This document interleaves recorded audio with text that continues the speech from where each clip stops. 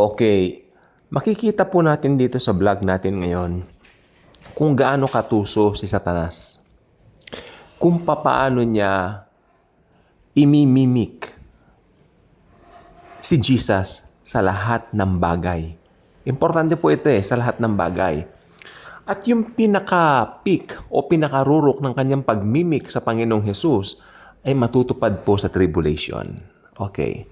Kung pag-aaralan mong mabuti ang end times, no?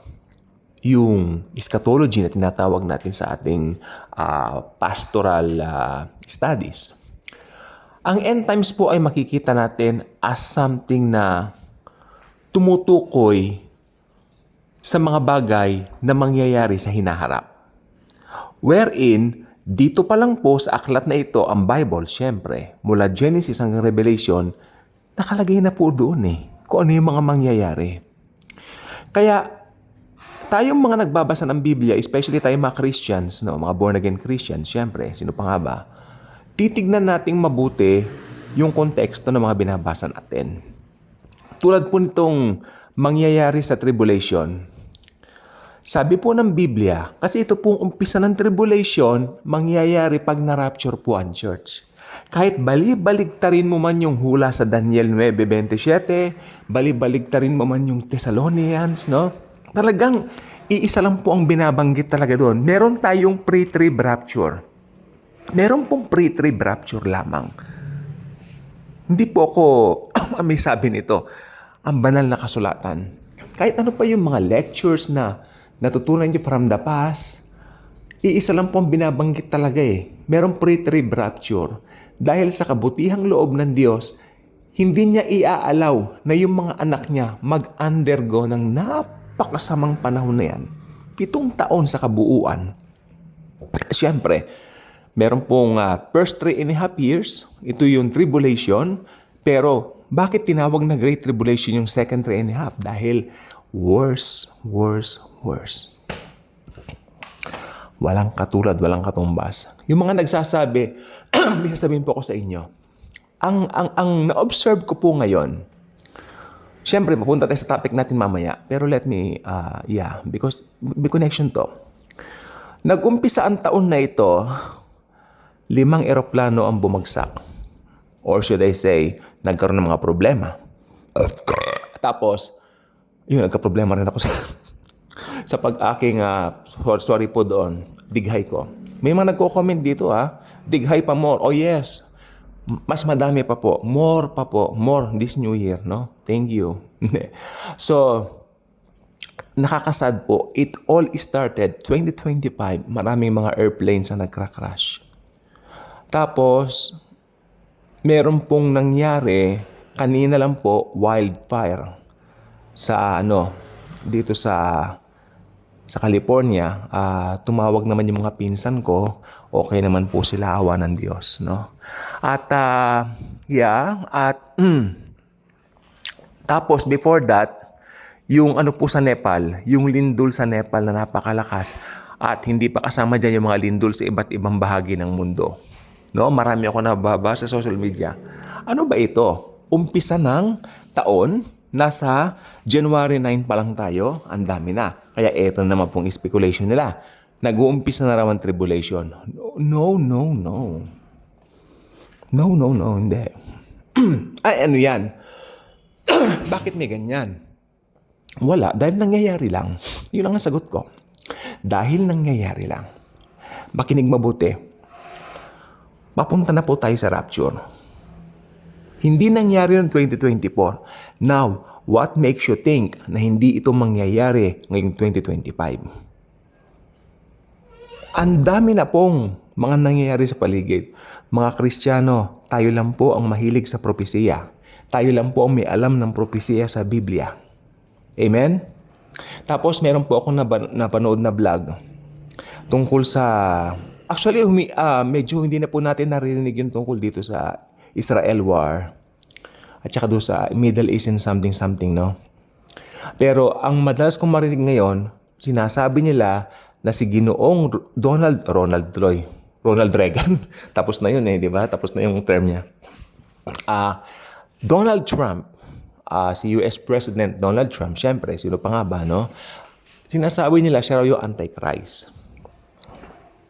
Ito naman po sasabihin ko. The Antichrist will not appear while the church is still here. Ulitin natin, hindi mag-a-appear si Antikristo habang nandito pa ang church. Sino ba ang church? Building ba? No. The last time I checked, ang church ay tayo po, mga believers ni Christ Jesus mismo. Okay? So ano sinasabi ko sa inyo? Ang gusto ko lang po sabihin ay, paglabas nung Antichrist na yan pagkatapos ng rapture, diretso na po yung paggawa ni Satanas dito. Meron po silang tinatawag na unholy trinity. O yun, mimic na naman yan dito kay Jesus Christ. Because Jesus Christ, member ng tunay na trinity. Merong God the Father, God the Son, God the Holy Ghost. I think na-vlog ko to kanina, di ba? Tapos, merong mga roles, bawat isa. Okay, yung God the Father, isinugo niya si Jesus. Si Jesus, siya ang gumawa ng mga bagay-bagay upang matupad ang kasunduan, New Covenant. At ang Holy Spirit ang nagtatatak. Di ba? Okay. Ano naman po ang gawain ng, maganda to, unholy trinity? Sana po tatandaan po ninyo, may gawain po ang Trinity. Ang tunay na Trinity. Itong unholy Trinity, tiyak may gawain din po. Okay. Si Satanas ang planner. Amen? At yung Antikristo, yan po ang gagawa ng mga bagay-bagay. Dito sa lupa, yan ang kanyang parang pinaka-dami, no? Na gagamitin niya. At ang Antichrist at yung false prophet, pangatlong member ng Unholy Trinity, ito po ang magtuturo. Ito ang magtuturo sa mga tao para sambahin ang Antikristo. Ganyan ang gawain ng Holy Spirit ngayon. Tandaan nyo, ang Holy Spirit ang nagko-convict sa mga tao para malaman nila ang kanilang mga kasalanan so that they can or they will indeed turn to Christ for salvation. Yan po ang gawain nila. Kaya ito po, Unholy Trinity, matindi po ang panlilin lang nito doon sa mga maiiwan, no? Na mga walang alam sa Biblia. Sobrang saklap, kakilakilabot ang kahihinatnan ng mga tao na magpapatatak ng 666. Alam niyo katumbas noon, mga kaibigan, mga kababayan ko, impyerno. Hindi lang po sa Hades. Gehenna hell. Pananakot ba itong mga video, mga vlogs na ganitong ginagawa natin? Hindi po. This is a love video. Video na nagpapakilala ng tunay na pag-ibig ni Jesucristo sa mga tao. Jesus died on the cross. Una, makinig po mabuti, para iligtas tayo sa mga kasalanan natin. Pangalawa, para bigyan tayo ng buhay na ganap at kasiyasiya. Ibig sabihin, health is wealth. Binigyan tayo ng health. Binigyan tayo ng magandang pangangatawan, malusog na pangangatawan, dahil doon sa kamatayan niya sa cross ng Kalbaryo. At binigyan din niya tayo ng kapayapaan ng pag-iisip. Ang kapayapaan po ay galing sa Diyos. Hindi gusto ng Diyos na nababagabag ka. Hindi gusto ng Diyos na nalilito ka. At lalong hindi gusto ng Diyos na naghihirap ka. Kaya gusto rin ng Diyos, gusto ng Panginoong Yesus, ikaw ay managana. Tandaan po ninyo na itala sa John 10:10. Diba? Ako ay pumarito upang bigyan kayo ng buhay na ganap at kasiyasiya. Mga words yan ng Panginoong Jesus nung nandito siya sa lupa ng 33 years. Ang puso ng Diyos ay ang puso ni Jesus. Dahil si Jesus ay Diyos. Amen? Si Jesus, pinaka-unique na person. 100% God, 100% man. Ang tawag natin diyan sa ating theological term ay hypostatic union. Kaya ito mong gusto ko sabihin po sa inyo mga kababayan, mga kapatid. Para hindi kayo maalinlang ng Antikristo pagdating niya rito.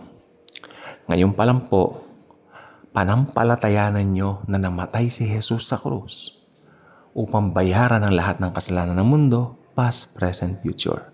At pagkatapos niyan, magkakaroon kayo ng buhay na relasyon sa Diyos Ama sa pamamagitan ng pagtatatak ng Diyos Espiritu Santo. Dahil si Jesus na Diyos Anak, nabubuo ang kanyang dugo sa krus ng Kalbaryo. Malapit na naman po ang mahal na araw at sa mahal na araw na ito, naway, kung hindi pa po nag-rapture lalo natin bulay ang kanyang finished work sa cross.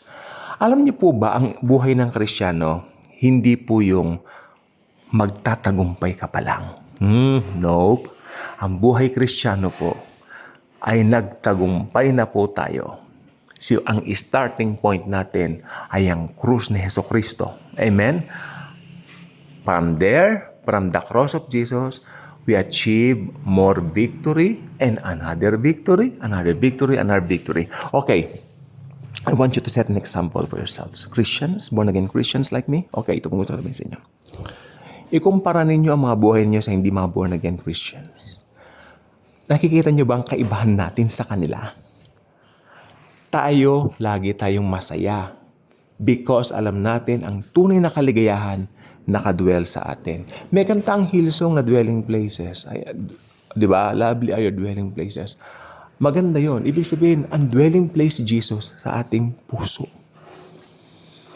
Masaya tayo. Alam natin si Jesus kasama natin. Mahal tayo, ingatan tayo. Amen? So, yan po ang gusto ko sabihin sa inyo. Ang unholy Trinity ay walang panama sa totoong Holy Trinity. Sabi ng Bible sa 1 John 4:4, greater is He who resides in you than he who resides in the world. Who resides in the world? Sino ba yung naka-reside sa world? Si Satanas. Pero, mas greater is He. Sino yung greater is He who resides in us, believers? Sino yun? Si Jesus. Dahil si Jesus, since He is God, amen, He is God, He's the creator of the universe, and He is truly in control of our lives. Just trust Him as your Lord and Savior. Alam mo na si Jesus lamang ang nagbayad ng kasalanan mo. Perfect sacrifice po yung sacrifice si Jesus. Walang makakatulad. Kasi once for all time yan eh. Diba? Kompleto. Kasi ang dugo niya, dugo ng Diyos. Amen? So, kung sino man ang maniniwala na si Jesus ay namatay sa krus para bayaran ng kasalanan natin, past, present, future, magkakaroon ng buhay na walang hanggan. Huwag kayong magsasawang pakinggan ng John 3:16. Ito po ay perlas. Ito po ay ginto. Higit pa sa ginto. Tandaan nyo ang mga ginto at mga perlas. Lalakaran lang natin yan pagdating natin sa kalangitan. Sa third heaven ito sa kaharian ni Jesucristo na Panginoon natin na nagmamahal sa atin. Good night and God bless po sa ating lahat.